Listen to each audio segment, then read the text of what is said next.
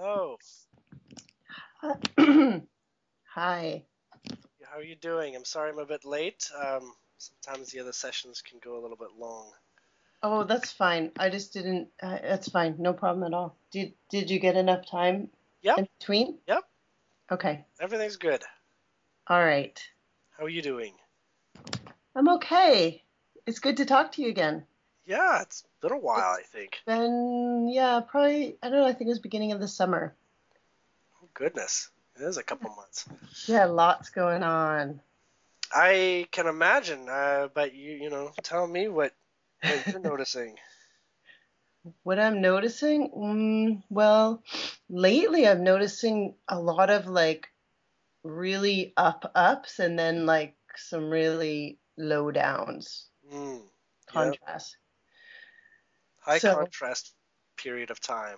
it feels like that. And I know there's like, a ton of stuff going on and this separation of densities business. So I'm trying to just be patient and know that it's all, perfect in the big scheme of it.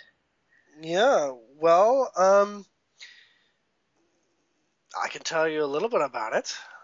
In general, what we're getting through these sort of like waves is we're actually getting about two or three major programming dismantling requests at a time. And there are people who have already dismantled some programs, and some people who are going through dismantling the programs, and some who are completely oblivious to those programs. And they have nothing, it doesn't apply to them at all. Hmm. And so what you get is you get people who, oh, like this is an easy spot, of life to go through, and then this is like, wow, this is a hard spot. And what we're all doing is we're all in various ways, consciously and unconsciously, and also in dream state, is we're helping each other out. Like, oh, I already went through that. I can help you with that. And next thing you know, somebody's helping you with one of your things, or you're finding it helping out for you in some other way that someone is sharing, right? Right. So Yeah. the highs and lows, hopefully they're not all, like one after another, a whole bunch of hits that there's a whole bunch of things you have not processed yet. But you'll probably note some other people going through things like, oh yeah, actually, I actually could be really annoyed or bothered by that, but I remember I don't have that anymore, but I'm willing to help someone out, who's going through that, and I can share what I know. Totally. That just happened actually just the other day. Yeah, Yeah. that's what kind of is the measure of how things are going to run for this year, Hmm. as it's a very high pace, and it requires a degree of interdependency at this point, like almost requires interdependency. In the Hmm. past, it was a very alone spiritual path that you could do, but now it's like, nope, you need to incorporate more of you, which is uh, basically more inclusive of what's out there, because that's also you, Hmm. So So more coming together with others. yes, or just information from other sources is becoming more respectable and more acceptable, Oh, I see. Yeah. right? Okay. Yeah. So you've already decided, how you like to receive information, and what the pace at which you're willing to accept it, and what level of intensity can you survive so that you can get the most out of it, things like that. So in general, you won't get anything more intense than you've ever had before. That's the good news. But you will still experience things from time to time. I want to say that someone at your vibration is going to be a whole lot less time to time than many other people are feeling, um, as in actually the majority of people are feeling. Mm. Um, in the way that the experiences are going to actually, they're still going to be accelerating for you, but not at the speed that they're going to be accelerating for many other people. Hmm. Okay. I hear So, that. so you're still going fast. Everyone's still going faster. You're still going faster, but let's just say people are catching up. Yeah. And you're, in many ways, you're probably quite glad you're not doing it the way they did it, because some of the bonks they're getting in their head are just Yeah. incredible. Yeah. I think I did that in my past. Yeah, So you're yeah. like, I'm gonna do my rocket ship at this point. hmm And, Okay, that's cool. That's good to know. um, not to say that there aren't at least a dozen or so bumps before the end of the year. Not all extremely intense. In fact, I sensed the one that you had recently was probably a 3 out of 5 on the Yeah. spicy scale. Yeah. So Yeah. Oh yeah. Yeah, it's definitely not a high. Like it could things could be really a lot worse. yeah, last year you should have had at least 2 5s, I believe. Yeah, last year Maybe a sucked. maybe a Last year two was four. tough. Yeah, yeah. So no, this year, yeah, I'm not going to say what you're going to get because it doesn't exist yet, and it's up to you, your pace at all moments, at all moments. This vibration, you say, well, I'm just going with what Julien just said. Yes, it's going to be intense and good, and it's going to be easier in some ways. I'm going to be more helpful for others, and in many more ways than I have in the past. But it's also, it's up to you. Actually, you can say, forget that. I'm going on vacation, or see you next year. I'm taking a year off of this ascension business, and I'm just going to lay down the flowers and drink mai tais or something. Um, but but you understand what I'm saying, right? The pace, you're going to learn more and more as these things come in a very quick succession. hmm That you're going to feel more and more that you actually have much more choice on the matter. hmm But we can say the entire year has been mapped out. If you want to get into astrology, you can read the maps. You can look into it. You can pull up some date, 6 months from now, and you can say that date or some conjunction or whatever, and you say, yep, that's probably going to happen. But in the end, what's the point? I mean, you're talking about something that's 6 months from now when you just got to make it through another week. So Yeah. so No, I don't feel a need to have to like to have to know. That's right, fine. and that's sort of my mentality as well. Yeah. No, I mean, I'm just trying to deal with, like the now. So that's enough. That's enough for me. So, have you been in contact with your guides? I wouldn't say directly. But yes, they're obviously working with you. But have you noticed anything in particular that you say that turned out strangely well? Yeah, oh, for sure. I know, yeah, there's been like the end of the fall into the new year. Hmm. I had a situation of like an opportunity of work that just seemed completely guided the whole way through. Like it was all being guided, it was all meant to happen, and all the synchronicities that came from that. You can be like, wow, that was pretty. Yeah, That worked out better than I thought it could. Yeah. and it keeps unfolding still, so it's still going on. Yeah, definitely. Yep. So okay. Um, I'm getting an archangel right now who wants to just chime in as if he was just listening in the first place.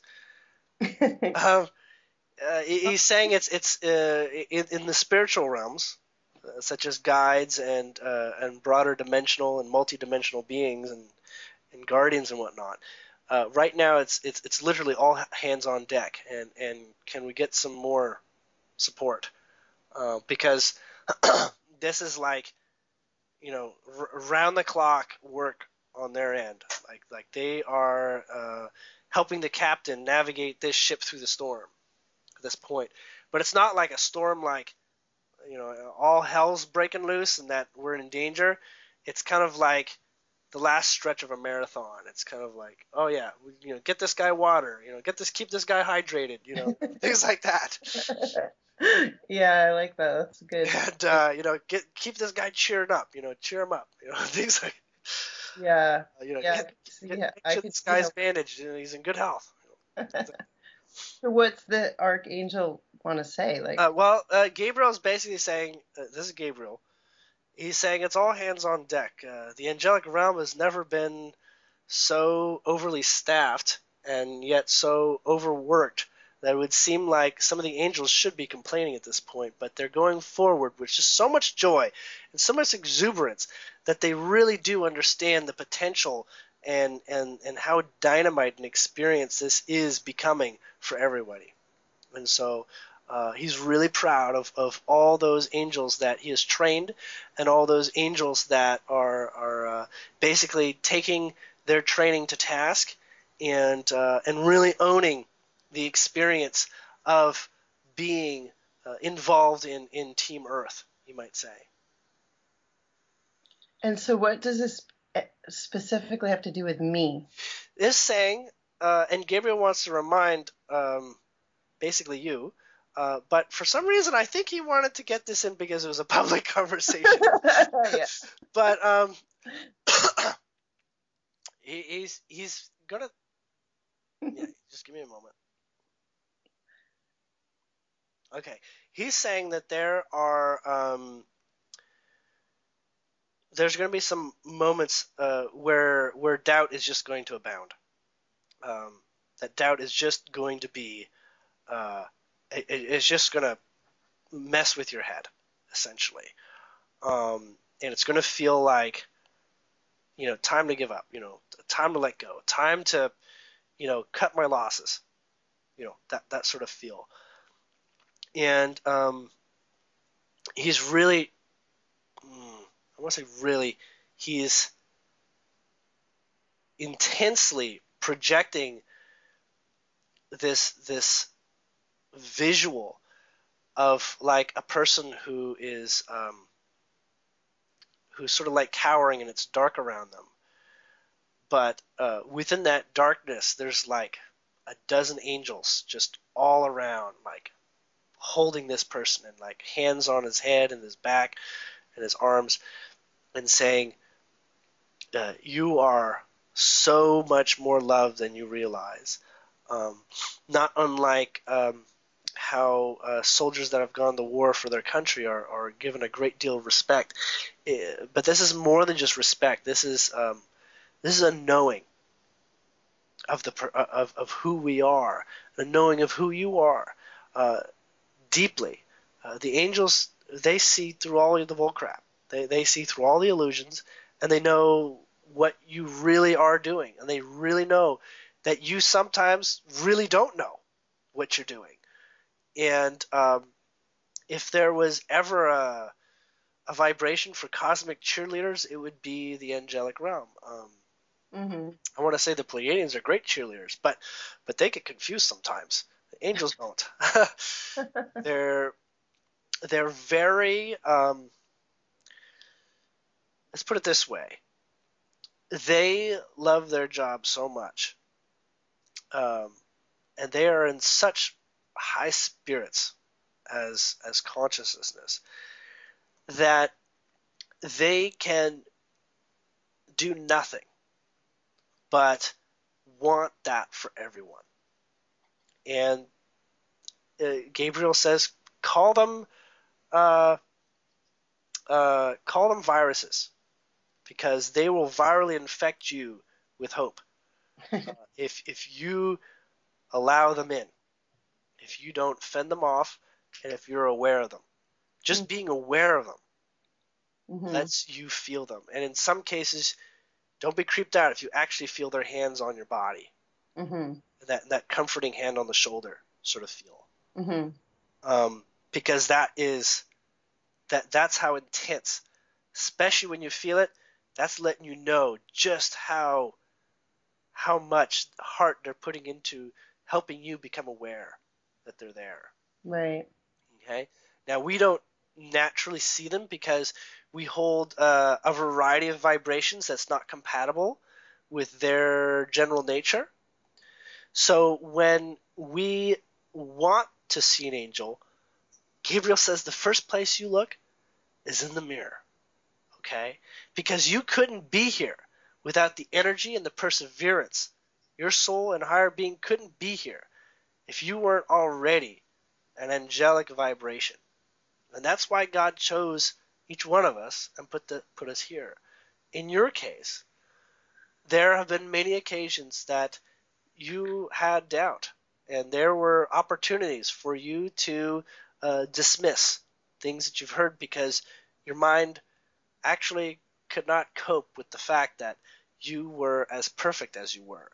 But in fact, you always came back around. You always knew that somewhere inside you were better than what anybody has ever told you, and that the only person that could really know it would be you. And so when you look in the mirror and you see your face, you say, well, I'm used to this face. I've seen this. I've been here. I know what I'm looking at. Take another moment and look into the eyes. And you say, I've seen my eyes. This is all physical. This is all illusion. Yes, I'm more than this, but I don't see what's more than this. Take the moment to look into your own eyes and see your higher being look back. See that broader soul say, I'm in your eyes, and I come through fiercest through your eyes and your smile. I am in the muscles in your face. I'm in the pores of your skin. I am in your eyebrows. I'm in your forehead. I am in every expression that you express. You may not have it without me. And so every moment you smile, I am more myself than I ever was. Every moment. So smile in that mirror. Smile to yourself. See yourself in your eyes like you see the potential of the whole world in a baby's eyes, and the curiosity of all possibilities before them. That is always within you, and you have always access to that. Mm. That's Gabriel sharing just about all of that. That's beautiful. And that's mostly for you, Kristin, especially. Well, I will take that in.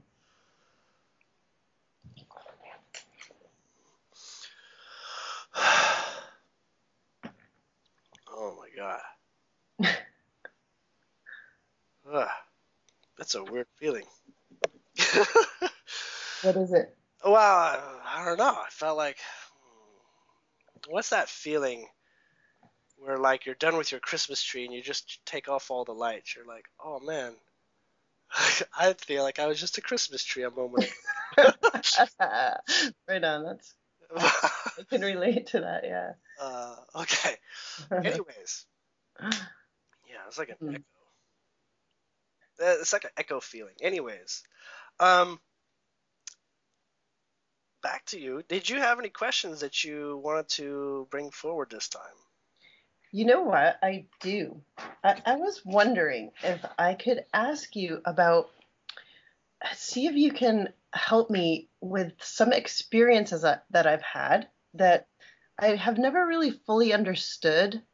And I would just love to see if you could give me an insight. And basically, I had probably about 4 pretty intense, impactful experiences with people in the rocks, beings or people that live inside the rocks. Mm-hmm. And I feel like, well, for one thing, I never really knew what it was. And then over time of listening to you and a lot of Andrew's stuff, I started to think that maybe I was tapping into sort of that hollow earth, other dimensional realm. And I just wanted to, get some more insight around it. And I also feel like some of the experiences were kind of left like undone because I didn't understand fully what was happening. And I didn't really, maybe I missed sort of part of a fuller message that I could have picked up. Okay. For one, first off, this is important because there's an amplification through through that substance that you were feeling that is very real. First off, the Agarthan world uses just about anything made material of Gaia, like a telephone. Okay, so if they want to talk to you, it could be as simple as the bench you're sitting on. But they're more likely going to use a natural artifact of nature. Especially stone, because stone can hold a very high level of consciousness for a short span of time. Think of it as something that can retain heat for a while, right? Can hold that level of consciousness in the way that a phone call is there for a moment and not there the next. Okay? But in particular, you can't really do any of that without the influence of the consciousness of the construct in which you're using it anyways. Kind of like you do a telephone call through an old-fashioned telephone, it's going to sound a little bit crappy because, that's what you got. You got old telephone wires or something, right? Mm-hmm. So the stone itself and the material, including trees, do this too. The trees tend to have their own voice.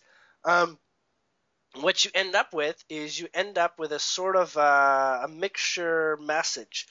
Even if it's still 80% clear, the other 20% tends to be personality. Now, it's more like 80, 15, and 5, where the last 5 is your own mind trying to make sense of it and putting words where it thinks the words fill in the blanks and things make more sense. Mm-hmm. Okay? Which is fine. There's nothing wrong with that. In fact, it's kind of necessary if you want to try to remember the experience. It needs to put some things into a vibration that it can be absorbed by the body. But in specific occasions where the Agarthan vibration has been brought out, it was not specific for you. It was actually specific to anybody who's sensitive enough, actually.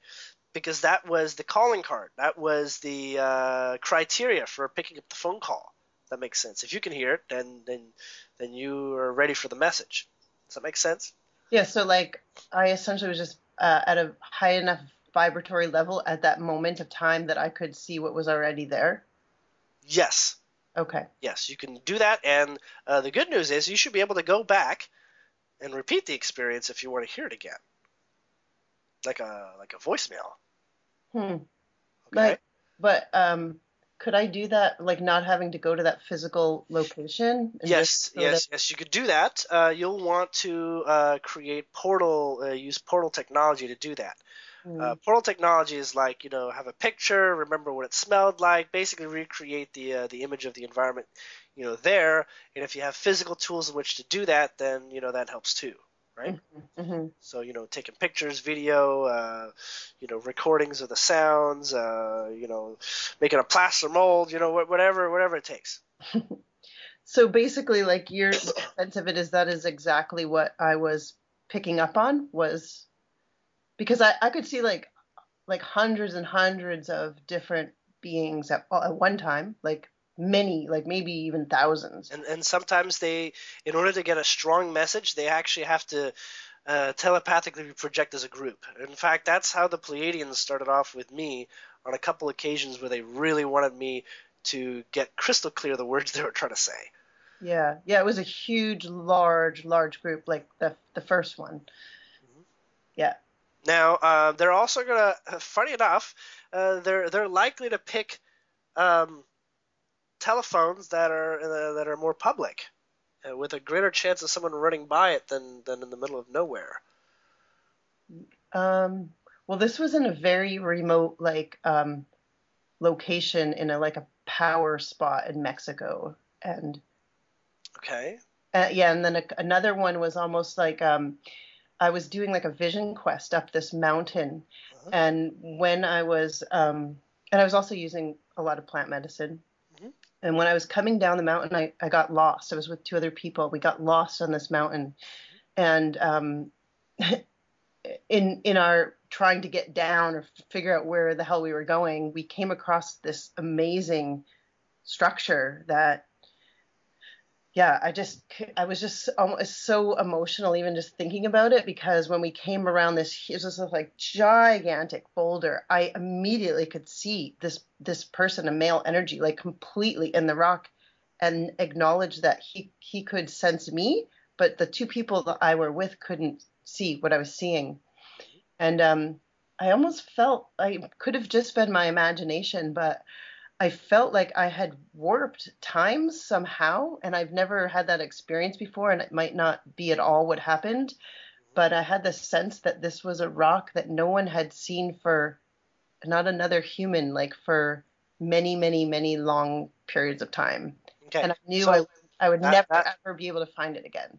that is not the Agarthans. That's actually ancestral energy. Okay, so Okay, so that that would was a be different, separate experience. right. That would be that word in particular would be uh, the spirit of the ancestors of the that land. Of the Essentially, place. Okay. yes, you might say native ancestral energy. Huh. Okay, and they hold legacies, and they generally only speak to people who have the DNA of the ancestors, or that have basically included that DNA or activated that DNA within themselves, that the ancestors also are a resident match to. So Okay. so it can be triggered by individuals, and it can be triggered by strangers who actually are in a high empathic realm with that specific experience. But note that one of the things that I have to say is that I'm going to tell you right here and now, there's no such thing as imagination. Or at least the way that people have used it in the old ways. Imagination is a way of explaining, how we have thoughts come to our head that is inspiring or interesting. Um, that is communication, and the more that we can begin to recognize it, the more that it becomes of use to us. It's kind of like, I put you in a room with a bunch of Legos, and you could just sit there and look at them and see them for what they are, or you could start building something. You know, Mm-hmm. so you can actually start working with it. Right. Um, you can appreciate the beauty and the Legos sitting there on the floor and the way that they're arranged and all that. That's great, but you can start building stuff, and that's where the free will takes imagination to the next level. It takes into this place where your intention is being followed through, and you may not even realize that it doesn't take much for your intention to follow through when it comes to your heart and your soul giving you the experience that you're asking for, especially if it doesn't have to be that physical. If you can accept and enjoy some of the not so physical ways, well, then you've got a whole other world that you begin to experience that is just as valid, especially when you start recognizing the importance of multidimensionality and why multiple dimensions are appropriate. So, Mm-hmm. um, what you were speaking with was an ancestral spirit that I don't have as much access to. Mm-hmm. Um, Mostly because there's a couple, we'll just call them keys and locks. Mm-hmm. These things that are there for specific. We'll just say they are. You must have heard something, and you must have experienced something that would kind of get you to think about things in a different way. Something that would give you a level-headed awareness of something that you might say you probably would not have thought of before. Like you're introduced to something. That's probably more like it. Oh yeah. And I'd never had an experience like that before.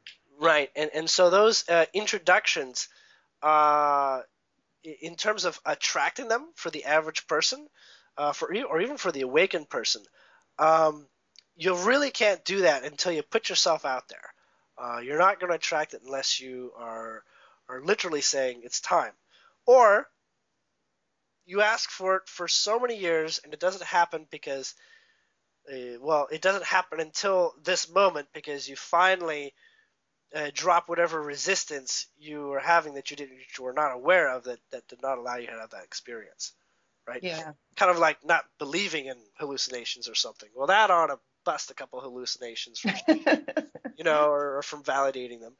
Um, because we have hallucinations all the time. Just the mind sometimes doesn't know what to do with it, so it puts it in the trash, right? It's just like, oh, that was a funny thing, Mhm. like duh, and then it's in the trash, just like your dream from 2 weeks ago. I don't remember what I dreamed. It Mhm. doesn't matter to me now, but on the multidimensional side of you, the dream is still available, and it's still very significant. Maybe you got married in a dream 2 weeks ago in your dream, and you're still married now, and your married spouse still would hope you didn't forget that.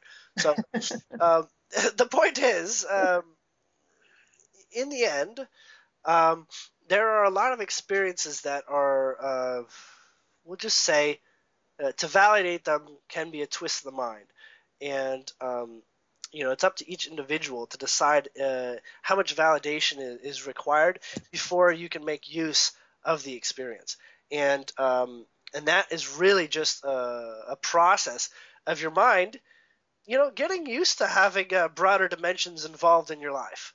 You know, um, if the mind only knew that it could literally create a whole dimension on its own much faster than most other sources, it'd be like, wow, I didn't realize I was that powerful. I can create a dimension just by deciding that I'm going to make a dimension. Yeah, you can. You do. And in Uh, fact, if you go into a dimension that already exists, you can really mess with it pretty easily. And those in that dimension will be like, stop doing that. You're like a god. That's abusive. Leave our dimension alone. But yeah, it's in some ways the mind is also protecting itself from being too much of a bother to the other dimensions at this point. So the relationship of inviting the mind to begin to understand, believe, and appreciate these broader experiences, these subtle experiences, as some of these dimensions are hard to detect and feel sometimes until we, expand our sensitivity. Um, and the mind is there to get used to the idea, because these dimensions, guess what? They become much stronger if they have the mind's help. Okay. yeah, no, I like what you're saying. It's a good reminder because I know I often discount things that I'm doing as just imaginal rather than knowing the difference between, say, being in the astral realm or being in my dreamscape or being in my imagination. Because I'm really good in my imagination. I'm good at creating lots of things there, but I don't give it enough credit. Hmm. Yeah, and if you do, mind will be really pleased in the long run, Hmm. and you'll have a bit more of a buddy helping you out. Won't resist you so much. Hmm. I mean, Yeah. it may still want to get over those issues of being called crazy. It might still want you to figure out how to solve that conundrum. How do I do this without being called crazy? Most minds that are adventurous, like such, will want an end to that type of warfare. The warfare that says things are not as significant to others as they are to me. You know. Hmm. Anyhow, um, did you have any more questions on that, or a specific experience that maybe you want to get more detail about? Well, no, I mean, I was just really curious about like these four separate experiences I had with these rock people, or whatever they were, but I think that's probably, Ancestor Spirit yeah, and a Garthan voicemail. yeah, Yes. The yeah. one with the groups, if more than five, no, more than 12, when there was more than 12, that's most certainly a Garthan network communication. Um, and it's still available. Yeah, and that was my sense. That was actually my sense of it. So, yeah. No, that's okay. I'm trying to think of what else I did want to ask. Well, I had a question about what your thoughts are about like entities haunting, being haunted by entities or being attacked or Mhm. things like that. I have to say it's not something that I have very much given a lot of energy to in my life until recently. And I don't know, are you like, I don't know how Am I you, familiar with that? yeah. and And the also greater just, purpose for them.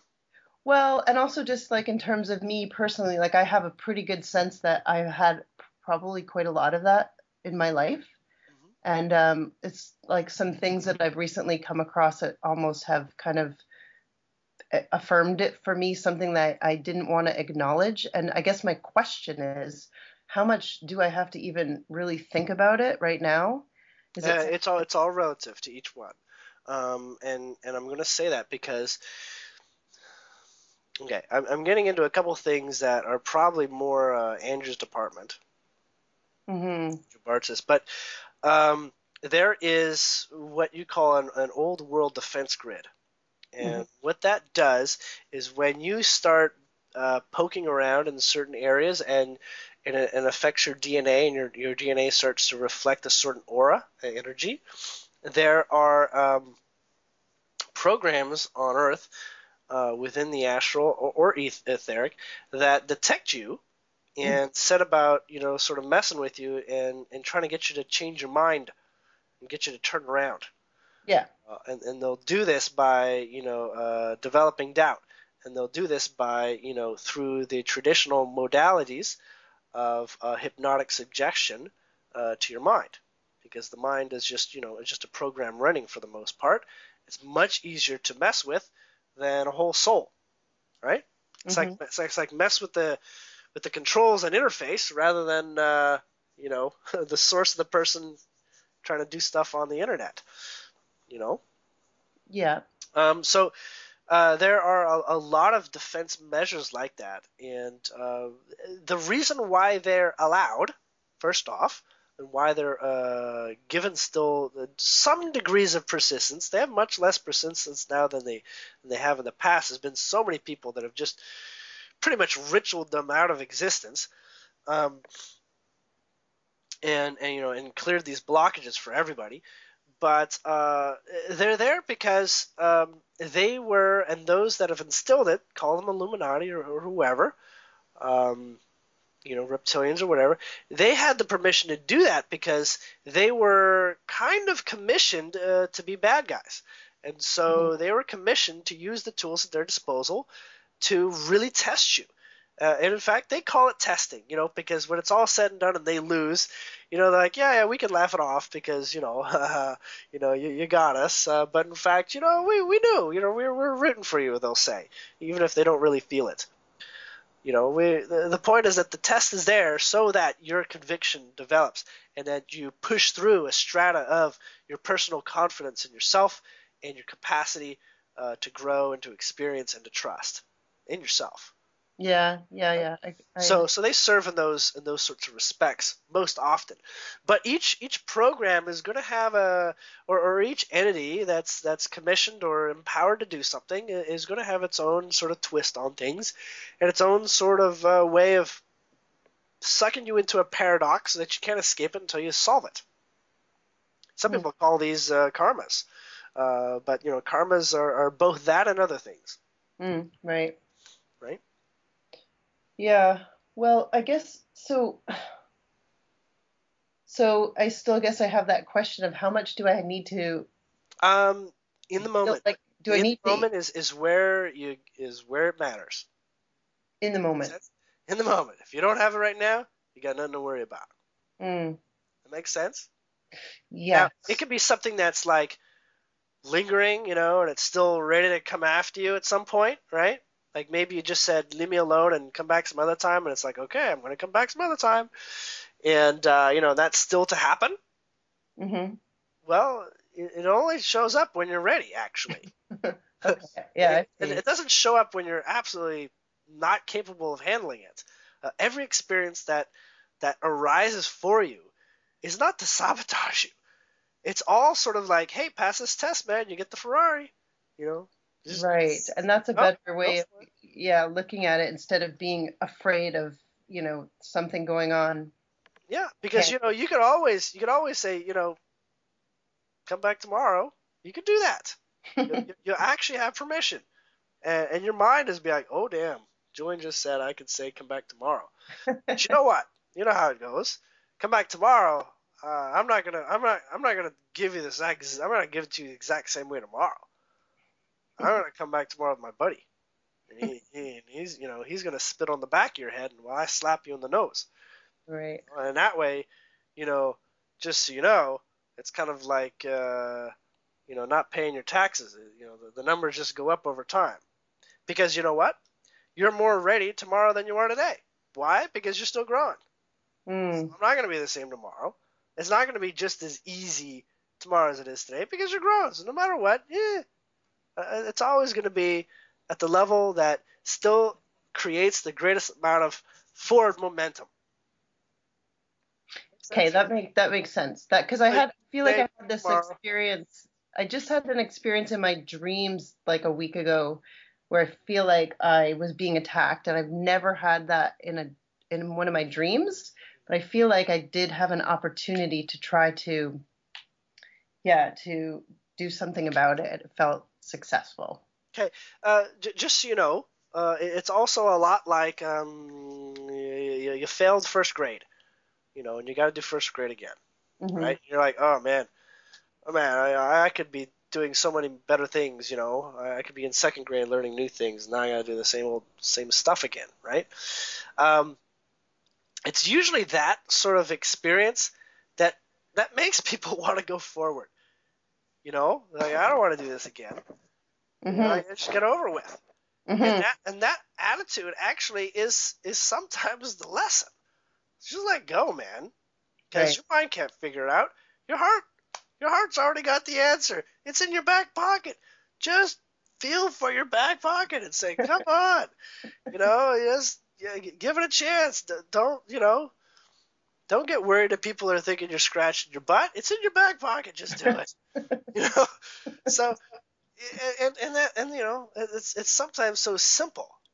And but lately I'm going to say a good deal of the tests are just to see how courageous you are, because your ability to demonstrate courage gives you more world to adventure in. It's kind of like if you show your parents that you're not going to crash the car, they'll let you drive the Porsche tomorrow. You know, Mm. so it's a lot like that, and really it unlocks greater freedoms. That's the point, really. As that greater freedom and greater capacity is you taking more responsibility for yourself. And sure, things can make you afraid. In fact, it's counted that it should at least get you to react. Otherwise, there's no point showing up. Hmm. It's just a mundane experience. So nightmares, yeah, no, they're very very useful for those who can appreciate it. Of course, you'd be like, why did you scare me? Why did you shove that whoopee cushion under my chair or something? I mean, that's terrible. You're like, no, man, you gotta loosen up. I'm like, yeah, I guess I do need to loosen up. They're like, yeah, but I'm still gonna hold you to it. Oh, okay, I'll do it again. So next time you actually are loosened up when I tell you to loosen up. Yeah, It's kind of like that. that's So how it felt. That's how it felt actually. yes, and trust me, there is an unlimited amount of things that can spook or freak you out or make you afraid. Unlimited. Just as there are unlimited ways that you could find a way to be happy about things and grow. So, getting rid of all your fears, not necessary. Absolutely not. Dealing with them in the moment, the ones that are in the moment, they're the ones that are messing you up or that hold you back right now. Do that one. That's the one that's important. Mm. Mm. No need to hunt them down. They come to you. You already know They're that. there. They're there. They're not hard to find. Yeah. And lo and behold, you find yourself, yeah, this is pretty easy. I mean, at least the methodology is. At least the methodology is. Hmm. Each experience, if it was too easy, it wouldn't take you very far. Right. So, but the methodology is always the same. Interesting. Okay. Okay. Yeah. No, that's good. Well, are there any specific ones that still perplex you? Um, well, no, not really. I mean, I had a really terrifying, but it was quite a long time ago, but I really discounted the experience. I had a sleep paralysis experience, which never happened to me. And in that time, there was something for sure, like I could feel a being on me. Like it was just so terrifying and disgusting. And I just told myself that I was having recovering like a memory, like of being when I was molested as a child, and that's what it was. But now I know that that's actually not what it was, and I don't really even need to go into it. But I felt very upset by finding that out, that there could actually have been an energy or entity sucking my energy or feeding off me, whatever the fuck it was doing. I felt angry for realizing for the first time that that actually, in fact, was happening, and I felt very sad. Mm-hmm. But So that one in specifically was a defensive measure and a test. A defensive measure as in the old world wanting you to still believe in vulnerability. Okay? Because to believe in vulnerability as a concept is more important than actually being vulnerable. Right? So the program that vulnerability persists and is out there, it's much, much more important than demonstrating that you should become vulnerable. Right? And that's a it's a big program. It's a big, bad, important program out there. Right. And it's the opposite of courage. Right? So and especially for women and all those women that are out there that do feel vulnerable, especially in molestation cases and in abuse cases, that's a very important program that women may face in their life in order to basically find themselves. Okay, and it doesn't mean that they have to go through the experience. It can be all just, reading in a book and experiencing it through the main character, things like that, Right. and processing it. Right. Yeah. But definitely when you get to a threshold where you're messing with someone's vested assets, such as keeping that program alive,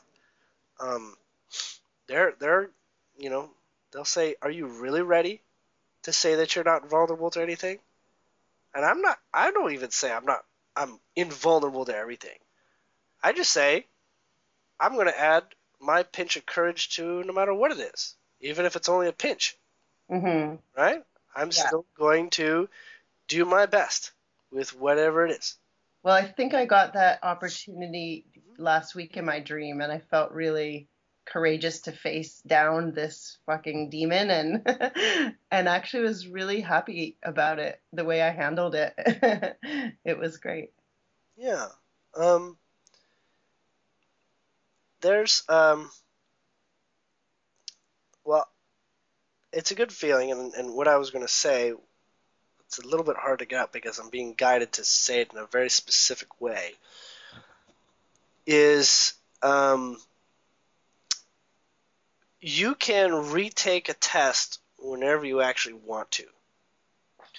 When you feel like you could have done better, or you wish you could take back something you said to someone, or you had the experience and you wish you could have done it better, even if it seems permanent, like I just broke my foot because I was an idiot, and I tried to skate on ice with my boots or something.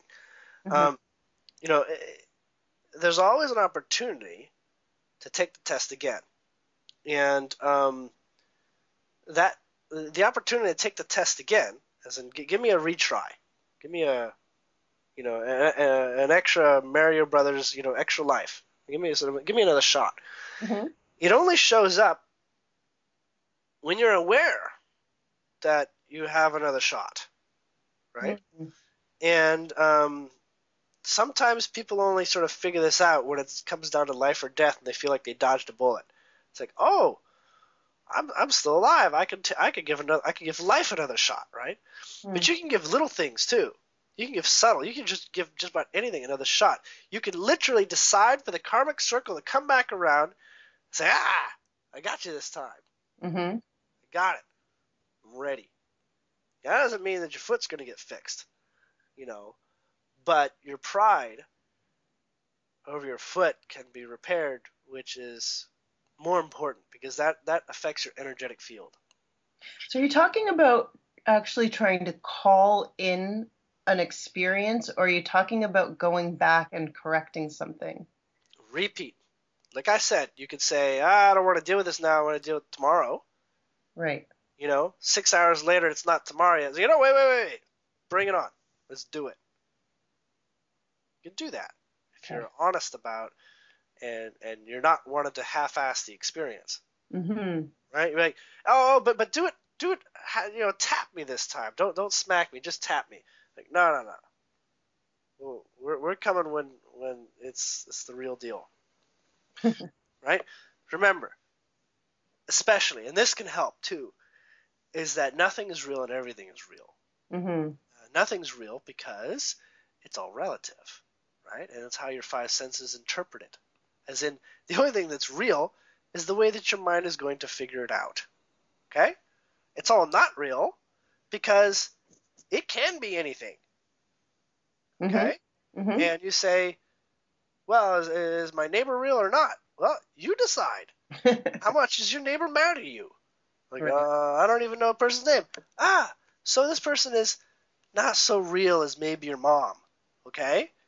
But maybe you haven't seen your mom in 20 years, and maybe your neighbor makes a lot of noise, and keeps you up at night. Oh, your neighbor's more real than your mom is right now. Okay? So reality is based on how much in your field the vibration is. Okay? And when people say they want to change their reality, law of attraction, super easy. Just start attracting a different field. Vibrate, be what you want. In order to get what you want, it shows up because you are the way that it is a vibrational being, vibrationalness, right? You can't be where you are if you didn't have a specific vibrational relationship to what you are, even what's in your room, in your apartment or whatever. Mm-hmm. That's all a vibrational. It got here because I put it there. I got here because I decided to move into this place. I got here because I like it this way. Really? Oh, so you did put it there. It was your choice. Okay, you didn't even realize it. You thought, it was just benign. No, I only got that lamp because someone gave it to me. Oh, how'd you get it? I was like, my brother gave it to me. Oh, good thing you had a brother. How'd you get your brother? Oh, well, that was automatic. I didn't even choose that. Really? You keep going. That's how things show up, but they do. Mm-hmm. And they could be conscious or unconscious. But essentially, you could have disowned your brother. You never would have gotten a chance with the lamp. It gets very complex, obviously. And there's no point in trying to, get down to the nitty gritty of everything. I once tried. I gave up. This is too much damn work. But in the end, I figured out, you know what? If I need to find out, I can find out. And in the end, it didn't matter because it just changes so fast when you just decide to feel different. When you just declare, this is not getting me down. This is who I'd rather be. Damn it, that's inspiring. I'm going to be Dick Tracy. I'm going to get to the bottom of this. I'm going to be, damn Batman or something. I'm going to go vigilante on this guy. It doesn't. You get it. Yeah. You might be like, I'm not Batman today, but you know what? I'm getting there, moment by moment. My calling is coming. I'm being silly here, but honestly. No, I get what you're saying. But I'm not saying I'm in the process of trying to remember that in my life at the moment, but I totally intellectually get it and understand it. So, with regards to the tests, take note that different people get involved with different, we'll just say collections of beings like councils out there that advocate and work on different things. Mm-hmm.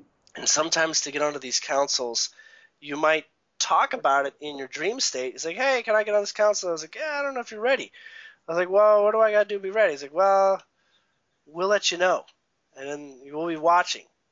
If you are truly the being we're looking for, well, then you shouldn't have any problem with what shows up because, it's going to be on par with the sort of things we deal with.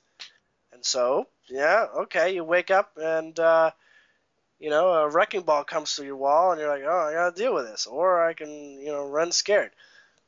And then, you pass that test and now you're part of the, wrecking ball crew sets of, higher being guides, council or something. But you see what I mean? There's lots of different, also, what I'm trying to say is there's lots of applications going on at this time for a lot of people who are in broader awareness and who are ready to take things to the next level and make a bigger change. And so the councils of different sorts are around and looking around for just the right people of the type of caliber, we might say, that match the vibration, who can be physical boots on the ground to do things. And I want to say that everybody gets solicited, just about. So, so don't shy away from offers because you're in high demand right now. Why? Because you're on Earth at this incredible time where people who have attention and are able to have the courage to focus their intention towards what they wish or what's in their heart or what they would like to see, these are the individuals that are the manifestors going forward, that establish the momentum for the new dimensions and bringing the new dimensions to fruition. So don't play like you got no business being here. I mean, you're basically coming out, with flying marks, and you're in great demand. I can't say that about everybody, but I can say that there's people with their eye on you, and both people who are wishing you weren't as effective as you are, and those who are exhilarated the opportunity to see what you're ready to do. So keep that in mind, and what I'm getting in your case is that you'll get a couple solicitations this year. It's so interesting. It'll start in dream realm. The physical will show up after it. Well, I definitely can relate. Like I feel ready. I feel like I'm at that jumping off point, and I really want to go for, whatever it is. But I have to be honest. I feel sometimes so, and I know it's my own belief systems that cause my limitations, but I feel like I feel often I'm not in the right place physically. I feel like I'm in this place and I don't really know if I belong here, and it's hard to make a change when you have children and family and mortgages to pay and commitments and things like that. Like, I don't know. I know I get on one level that that's not true at all, but all right, it's how I feel. It's how I feel. Let's put something into context. Would you send a soldier into the field if he was afraid of pain? No. If he was afraid of being injured, you'd say, no way. Right. Because he wouldn't go do anything. He wouldn't be useful. He wouldn't be useful. He'd just be a wreck. Okay? So look at what you've already done. Look at what you might consider the things that are tough on you. Okay? Because they're you being tough on you. They're on another level. You may not be aware of it yet. You've invited your capacity for handling this, and you hold it in balance, as in you still are doing it. It hasn't gone away because you're still able to do it, and that is sort of like not necessarily what you want to get hired for, right? It's kind of like, yeah, I have lots of kids, but it doesn't mean I want to be hired as a babysitter, But what it does say is, you know what? you have all the skills necessary that come with being a parent, with holding a job, with dealing with a difficult relationship. These things are basically saying we could use somebody who is able to have sustained pressure, because there's some people who really, really are in need of someone who can hold their vibration with experience, rather than just conceptualize, with experience, because those are the people who are going to be able to say, I've been there, done that, and what you're going through is child's play, and I can tell you this, and I can tell you how to walk through it because I'm an expert. Now, it's not just about what you consider the things that hold you back, or things that are diminishers of what you think are limitations of your experience, because all that can change once you decide that that's going to happen. Okay? When you decide that these things that make you less than exuberant, joyful, free, even though you love them, because they wouldn't be around if you didn't love them on one level, once you decide that these are not going to be in some sort of capacity to shackle you in any particular way, and you have the courage to say that, then it changes. The only thing that is that gets in the way of that occurring, or even getting what you might say the courage to even say that, you say, "Well, wait a second, I don't want to get rid of my kids. I don't want anything to happen to them. I don't want their dad to take them away. I don't want no." Well, there's your training. Don't use the word don't. Say what you want. If you still love your kids, then say, I love my kids still. I love my kids too. That point of view that says, I'm thinking that my kids are going to be in the way, that's not the thought to have. Kids don't have to be in the way, believe it or not. In fact, if it comes down to, if you want to be a stunt car driver and you want to enjoy your kids, a stunt car driver can pay for, a $50,000 nanny a year. And they can, come to all your stunt car rallies and everything. They can be there right there with you. They can be personally tutored. You can travel the world. Okay? There is no limitation that exists out there that need be valid. So the focus on simply what your heart is going for is it. The mind wants to weigh the checks and balances. The mind is not that good at following through what the heart knows it's able to do, right? So the heart is patient and says, yeah, all right, I'll give you another shot to see if you can come up with a balancing measure in order for this to happen. But I know in my infinite wisdom and with all my ability to pull strings behind the scenes that I can get this job just, the moment that you give up and you just get out of the way. Sure, you might think you can tie your shoelaces, in 13 different ways, but I instinctually know how to do it already. But when you're fed up and you give up, fine, and finally give up and you're out of the way, I'll come in, I'll just get it all over with. You see that? You know how that works, right? You've seen children go through that experience. And that's the same, that's it. That's it. I gotta say, your love and passion is all deserving. If you're going to use the word deserving, though, take into account that you deserve whatever you want to hold in balance and frequency. So if you want to hold concepts of limitation, then you're going to want to figure out why you do. That might help.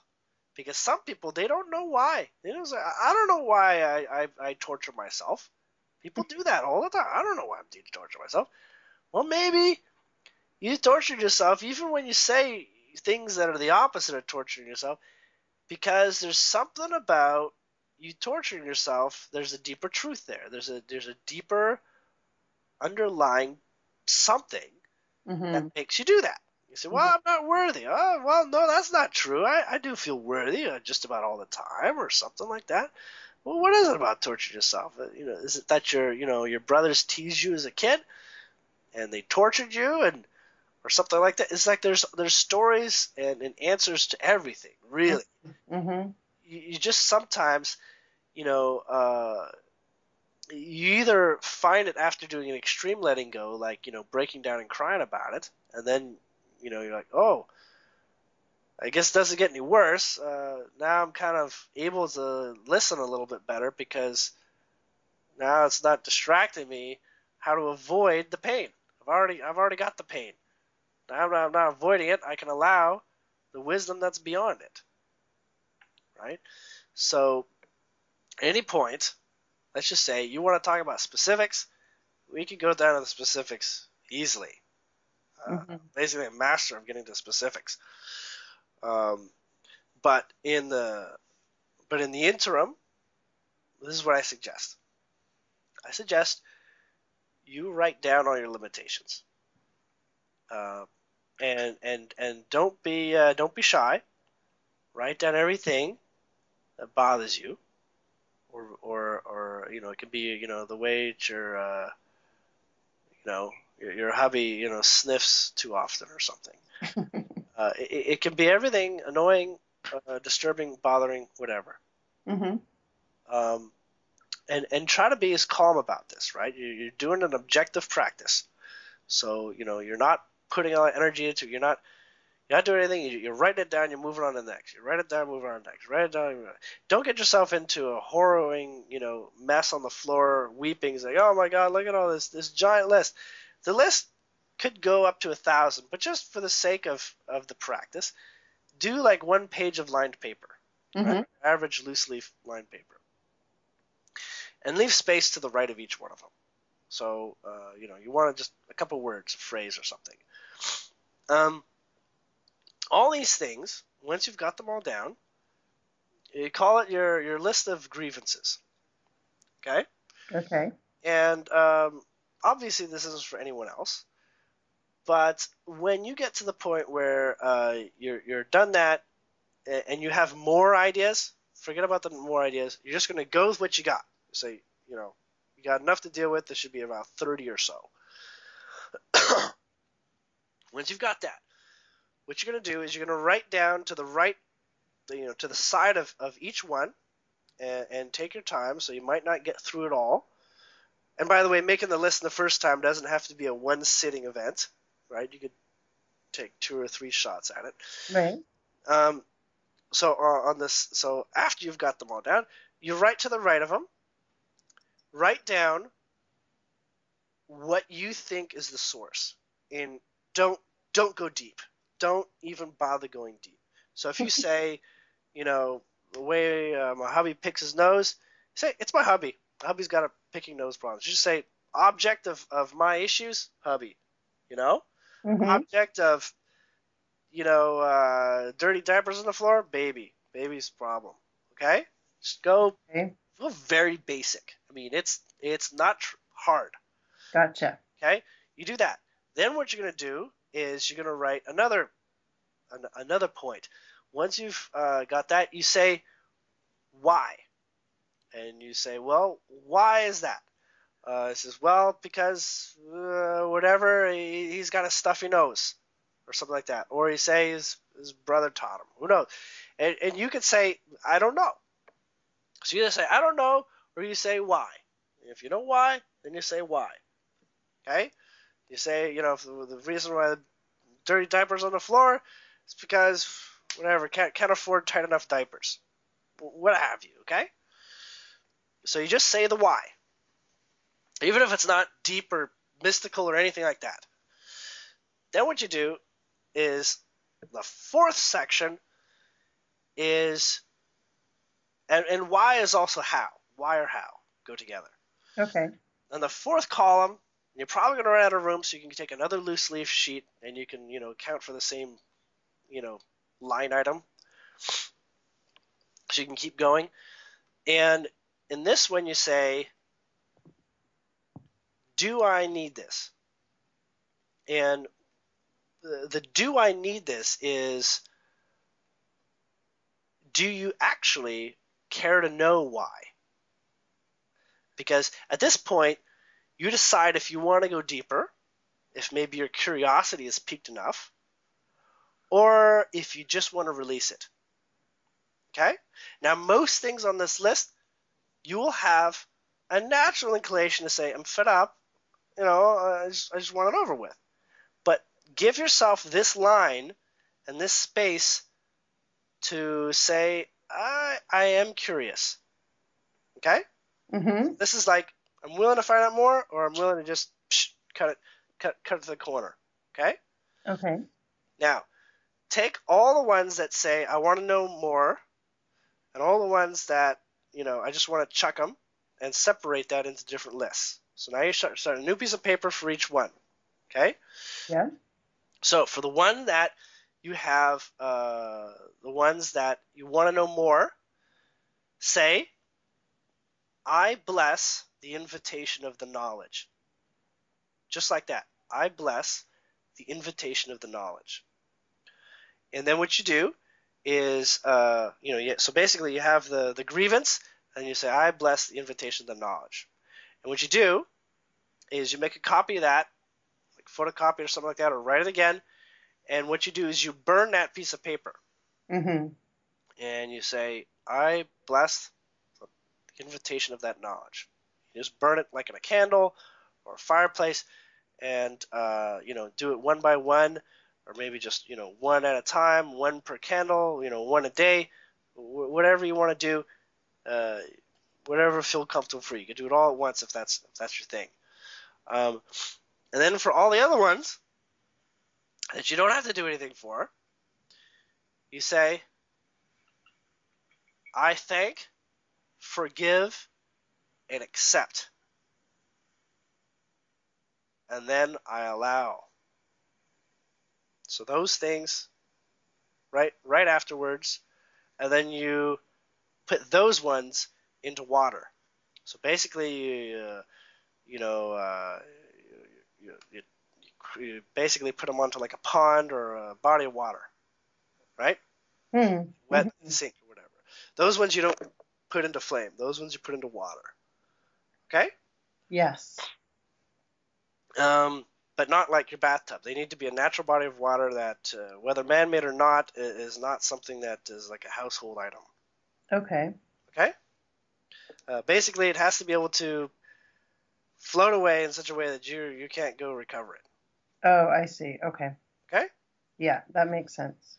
So, and you do those, you tear those and you make those individual too. So you can crumple them into little balls and you can flick them out into the water, or you could just tear it and, let it drift off, or do it all at once or something. But you'll want to repeat those last words for each one as you put them away.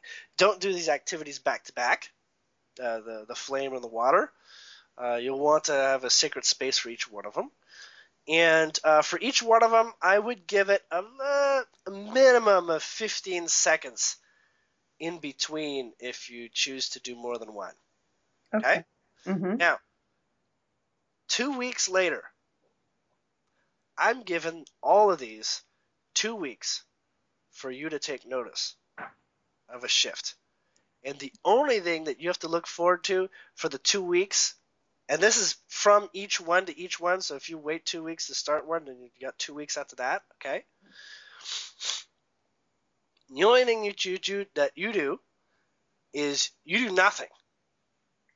You go on with the status quo, okay? You just live your life, do what you're doing, and in 2 weeks, it isn't exactly a deadline, but in 2 weeks, at that point, give yourself a reminder, whether it's, an app on your phone that says you got a reminder or something like that.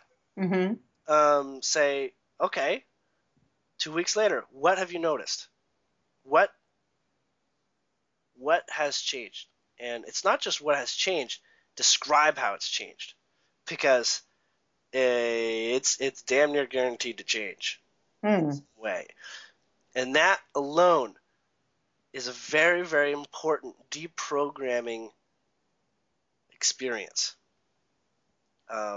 That once you hold that into context to see the meaning behind it, it will soften up this reality a little bit, make it a little bit more liquid, a little bit more flexible, and therefore unlock you a little bit more in your potential. All right? I like it. I Yes. I think so. Yeah, I'm excited to do it. Uh, I think. and that was all channeled from a guide or a being. I want to say is Nicodemus. He's a master of alchemy. One of my guides? No. No, I'm just saying that he's the one who's taking credit for it. Oh, got it. Okay. I've never heard that before. I've heard similar things, but that one specifically being specifically tailored to you is from a consciousness known as Nicodemus that was once a physical alchemist. Awesome. Well, that's perfect and fitting for everything that we talked about and what I've been going through and kind of where I want to go. So Cool. I will definitely do that, and I will, take in everything that we've talked about, which is a lot. And Yes, and I'll get you a recording so yeah, you can review it again. awesome. And I'm sure I'll have to call you back soon because I still have more questions. And Okay. Yeah. Sorry, we've gone over time a bit. no, it's good. It's good. I appreciate it, and it was nice to talk to you again. Yeah, it's been a good chat, I think, and It's I enjoy exploring with you. So, awesome. Likewise. all right, take care. Good night. Okay. Bye bye.